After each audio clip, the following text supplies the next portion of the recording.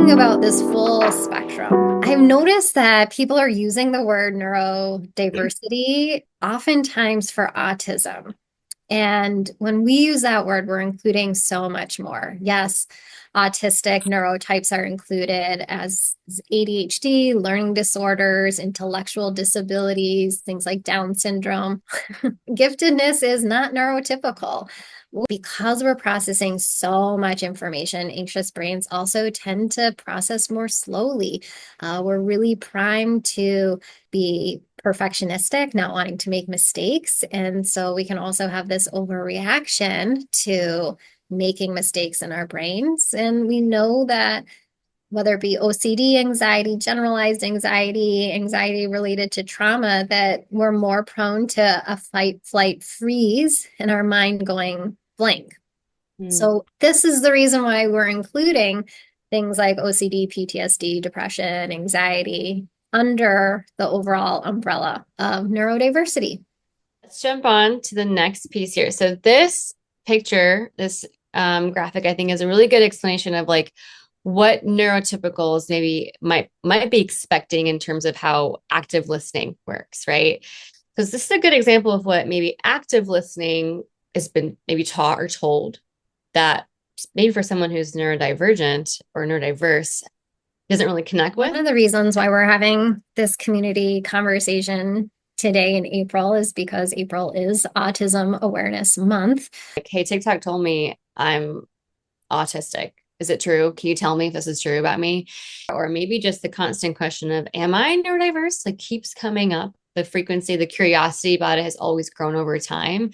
There's still spaces to be like, is it more social anxiety? Is it something else? Is it maybe both? But I really believe and validate the self-diagnosis process as well. When we think about each of their strengths and weaknesses, they're a mirror. They're two sides of the same coin. When we're thinking about self-diagnosis, the nice thing is there's no cost associated. This is you on your own time doing research, reading articles, watching videos, getting into spaces where you're just learning about different experiences and seeing yourself reflected or not. The cons, though, are really about accessing supports without a formal diagnosis, whether it's a student in school, an adult student in school, like grad school or college, even workplace accommodations, social security, disability. You need that formal diagnosis in order to access those supports. There was recently this study put out that looked at young adult ADHDers. Half of the ADHD labeled content in the top TikTok videos about ADHD actually are not aligning with our diagnostic criteria. The formalness of it all can be the most daunting thing. And what could be more gentle and affirming and more just like safe to explore it might just be with a one-on-one therapist of exploring, especially someone who has maybe more of a niche expertise in some of that ADHD, autism, neurodiverse, spicy stuff, where they can, I think, just hold the space for it, where there's not a push to get an answer or need to get an answer, but there's the space to be curious and just work with that. And I can bring up another questions that came up here, which plays into what we just talked about. And the question is, what factors play into a misdiagnosis? There's so many times where I'm like, Dr. Reddy, I think I have a therapy client. I think maybe I have this inner inkling, that therapist sixth sense. I don't know. Something feels neurospicy. And I'll sit with her and we'll break it down. And then she's like, oh, maybe this sounds more like trauma. And it's just like, the symptoms are quite similar, right? And so for me, as a learning and growing clinician, there's something about the comparing the diagnosis and parallels. Can it be both? Is it one or the other? And I think as a therapist, I can avoid misdiagnosis with consistent asking of help, supervision, all those things.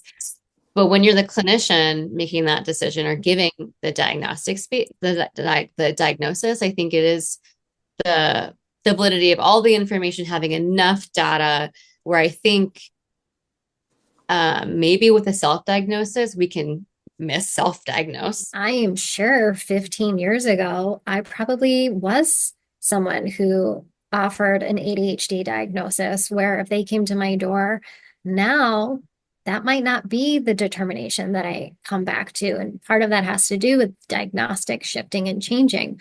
Um, Assigned females at birth individuals often are overlooked or misdiagnosed with personality disorders or things like OCD versus a neurodevelopmental condition. So I think gender and gender identity can come into play.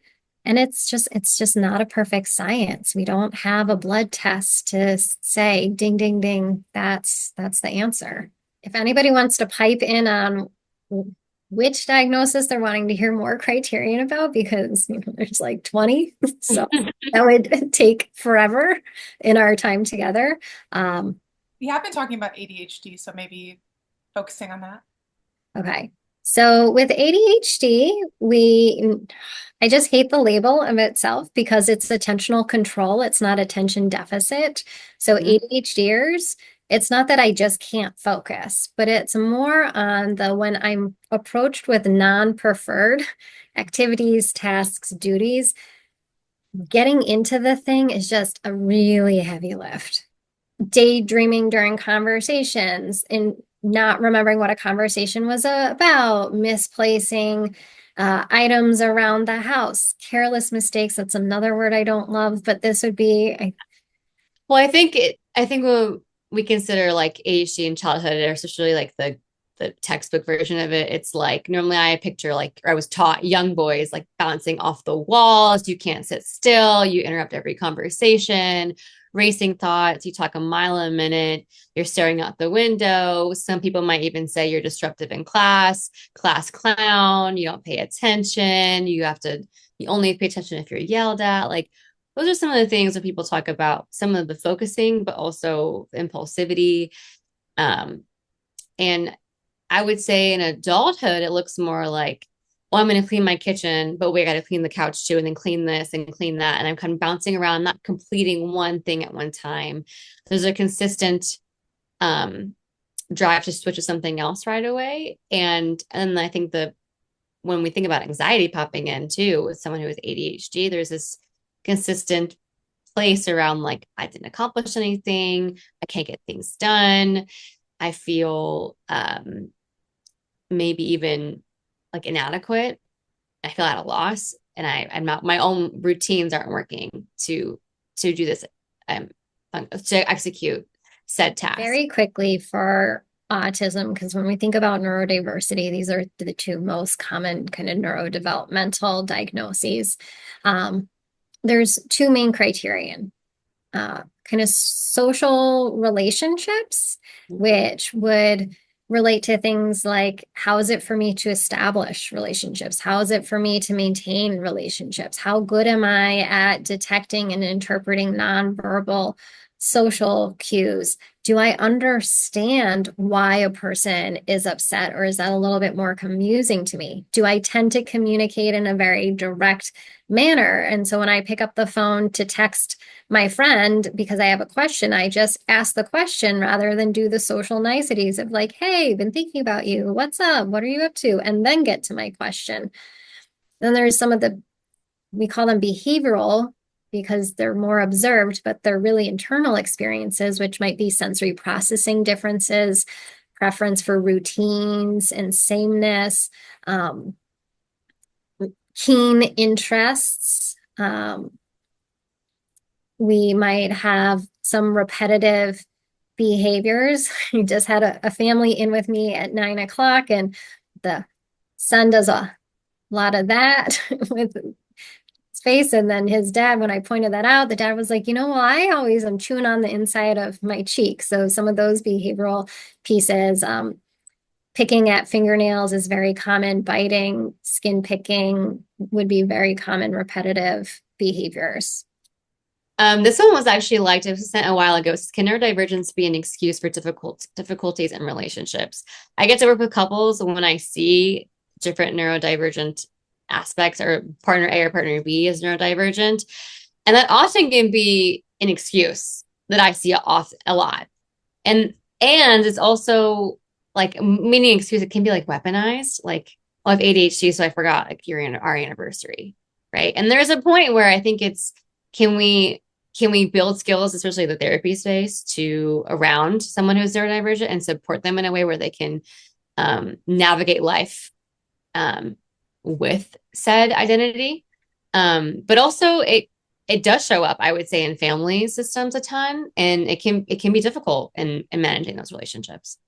I think a neurotype mismatch is undoubtedly going to cause some conflict and tension in a relationship. Yeah. And I think about the double empathy problem that really came out of more autism research. But it's very easy to blame the neurospicy person in the relationship. And what we know about communication is it takes two to tango. And as much as maybe the neurodivergent individual in a relationship has a responsibility to understand their partner's needs and communication style, the same goes the other direction. And so I think oftentimes the neurotypical partner will have an expectation that I'm doing things the right way. You're the problem. You should do it the way that I'm doing it. And so I don't know that it's an excuse so much as both parties have to work on compromising and really be effective in communication and clarifying those dilemmas, those perpetual problems they're facing, to work through and figure out what is the solution that is going to work for their particular relationship. There's another question I think that goes really well with this. It's also about relationships essentially, but what are some strategies to support individuals who are neurodivergent and have a desire to build consistency? As in, you are in a relationship with that person, or maybe it's part of your family. And then to be more specific, what if it's an individual diagnosed with ADHD? So how to support them if they want to build consistency in their life and you're part of it. Funny you mentioned that one, Joanna, because I just pulled it and put it in the chat with some of my thoughts. So I didn't even see that. Perfect. Yeah, Russell Barkley's got some really great resources. The Sathara, what is the AI generator that helps with executive functioning? I know you. It's Goblin Tools. Yeah, Goblin Tools. It's like trying to pull that out. So there's lots of apps that can help with organization, executive functioning, time management. I really like To Do for couples because it's a shared to-do app that has a lot more capability than a like family calendar. But Goblin Tools, you'll say like, I want to do X task, break it down into 5 steps or break it down into 10 steps. And so it can really help with that consistency piece. And when we talk about ADHD, the truth is medication is the single most effective treatment. And so if that's not part of the treatment plan, I would encourage you to talk to your doctor about that. We do have about 5 minutes left before we wrap up today. So we definitely want to share a bit more about the things that we do at our teaching collaborative and with Ready Mind.